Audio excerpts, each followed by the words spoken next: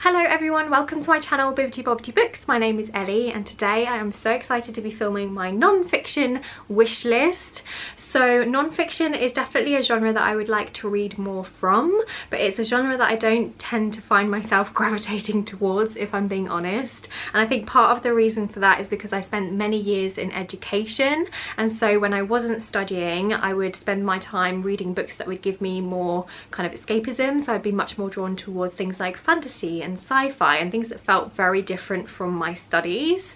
However, I have now been out of education for a couple of years and I'm really interested in dipping my toes back into non-fiction, and I mean there's just so many fascinating subjects out there that I would love to learn more about, so it's something that I definitely want to start prioritizing a little bit more. And so for that reason I thought it'd be really fun to kind of compile a list of books that I would like to try, and yeah, so here we are. Please let me know if you've read any of these books because I'd love to hear your thoughts and your opinions, and please let me know what you think I should pick up first because honestly I'm having a hard time deciding. So yes, without further ado, I'm just going to chat through 8 books that I think are really fascinating and that I would love to pick up at some point soon. So the first book on this wish list is Astrophysics for People in a Hurry by Neil deGrasse Tyson.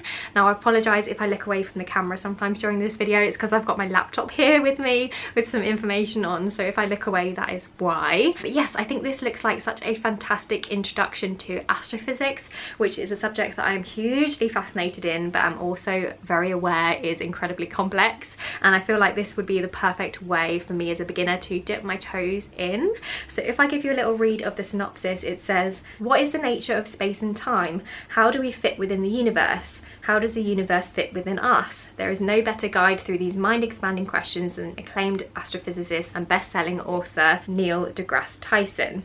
But today, few of us have time to contemplate the cosmos, so Tyson brings the universe down to earth succinctly and clearly, with sparkling wit, in tasty chapters consumable anytime, anywhere in your busy day." Doesn't that sound just so perfect? It sounds like such a easy way to find out and learn a little bit more about these interesting questions without it being too intimidating. Another book that I think would be a really great starting place for me as a beginner to astrophysics would be Stephen Hawking's Brief Answers to the Big Questions. So as far as I'm aware, this book literally does what it says on the tin and it essentially brings together Stephen Hawking's thinking on those big questions that science asks, like where did we come from, what's inside a black hole, is there other intelligent life in the universe? And again, I think that sounds like exactly the kind of accessible, easy book that I'm looking for, and I think that both of these first 2 books would be a great starting point for my introduction to astrophysics, and from there hopefully I can branch off into some other works that are a little bit more detailed. Okay, so the next book is a little bit different. So this is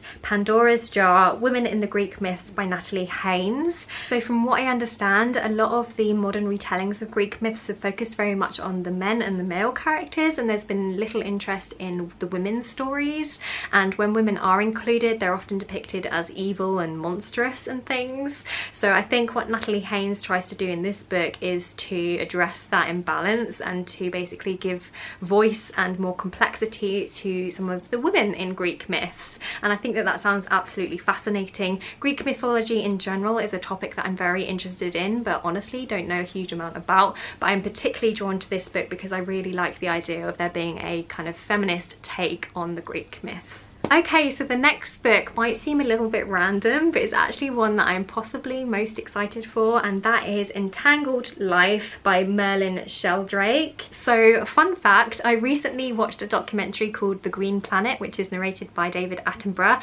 Highly recommend that program, by the way, it's absolutely fascinating. But in one of the episodes, David Attenborough talked about how there is this underground network of fungi that connects trees together in the forest, and that trees can actually communicate with each other through the fungi network, which just sounds wild to me.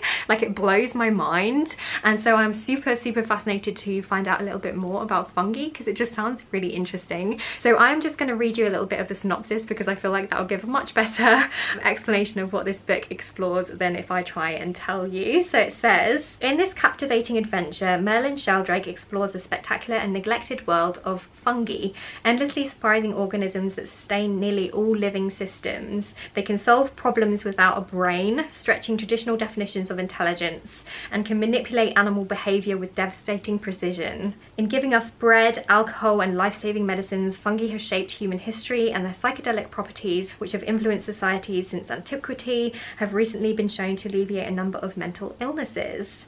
The ability of fungi to digest plastic, explosives, pesticides, and crude oil is being harnessed in breakthrough technologies, and the discovery that they connect plants in underground networks, the Wood Wide Web, is transforming the way we understand ecosystems. Yet they live their lives largely out of sight, and over 90% of their species remain undocumented. How fascinating does that sound? I really want to learn more about fungi.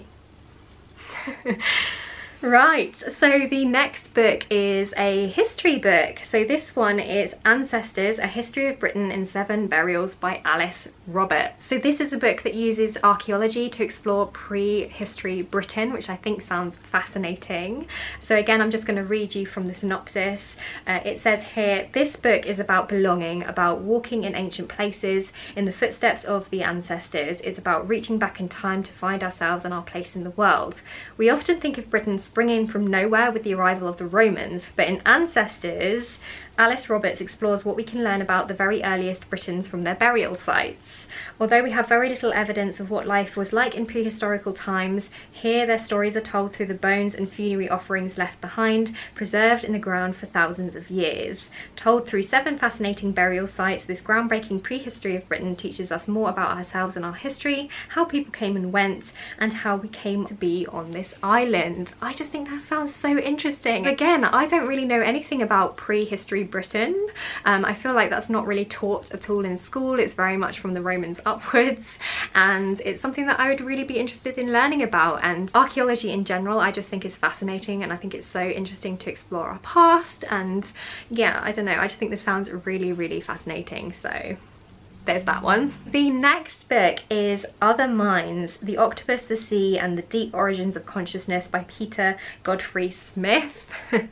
So fun fact, one of my favourite animals is actually the octopus. I think they are so fascinating, they're so intelligent, and so I was immediately drawn in by the cover of this book. And then when I went on to read the synopsis, I of course had to include it onto this wish list because I think it sounds so interesting. So again, I'm going to read you a little bit from the synopsis. So it says, although mammals and birds are widely regarded as the smartest creatures on Earth, it has lately become clear that a very distant branch of the tree of life has also sprouted higher intelligence, the cephalopods, consisting of the squid, the cuttlefish, and above all the octopus. In captivity, octopuses have been known to identify individual human keepers, to raid neighbouring tanks for food, turn off light bulbs by sprouting jets of water, plug drains, and to make daring escapes. How is it that a creature with such gifts evolved through an evolutionary lineage so radically distant from our own?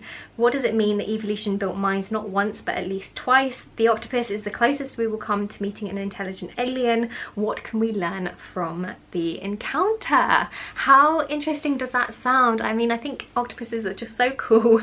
They are so clever, and I'm just really interested to read more about them and the things that they can do and what that tells us about intelligence. Okay, so the next book on my wish list is The Rise and Fall of the Dinosaurs, A New History of a Lost World by Steve Brussetti. So, I mean, who doesn't love dinosaurs, right? I honestly haven't learned anything about dinosaurs since I was in junior school, and other than that, my only understanding of dinosaurs comes from Jurassic Park.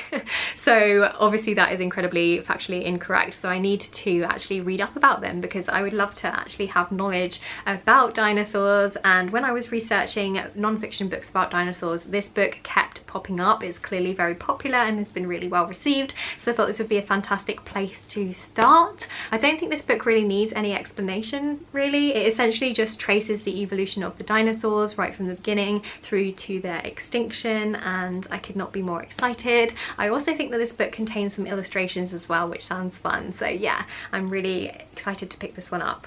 Okay, and the final book that is on my non-fiction wish list is one that I've heard nothing but fantastic things about, and that is All Boys Aren't Blue by George M. Johnson. So this is a YA memoir, and I'm just going to give you a read of the description on Amazon because that's going to give you a better idea of what this book talks about rather than me trying to put it into my own words. So it says, this powerful YA memoir manifesto follows journalist and LGBTQ+ activist George M. Johnson as they explore their childhood, adolescence and college years growing up under the duality of being black and queer.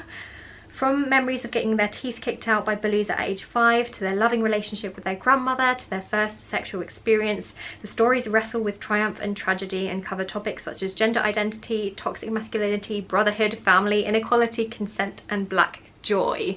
I think that this book is going to be incredibly moving and incredibly powerful. I've heard that it's incredibly heartfelt and honest, and I think that it's just really important. And I also think that it's so fantastic that we have a memoir that is discussing some of these really important topics that is aimed towards a YA audience. And yeah, again, I've heard nothing but fantastic things about this book and cannot wait to pick it up for myself. Okay, so that brings me to the end of this video. I really hope that you've enjoyed it. Please let me know if you read any of these books before, because I'd love to have a chat with you in the comments. What do you think I should pick up first? Are there any non-fiction books that I haven't included on this list that you think that I would be interested in? Please let me know. I'm always looking for recommendations.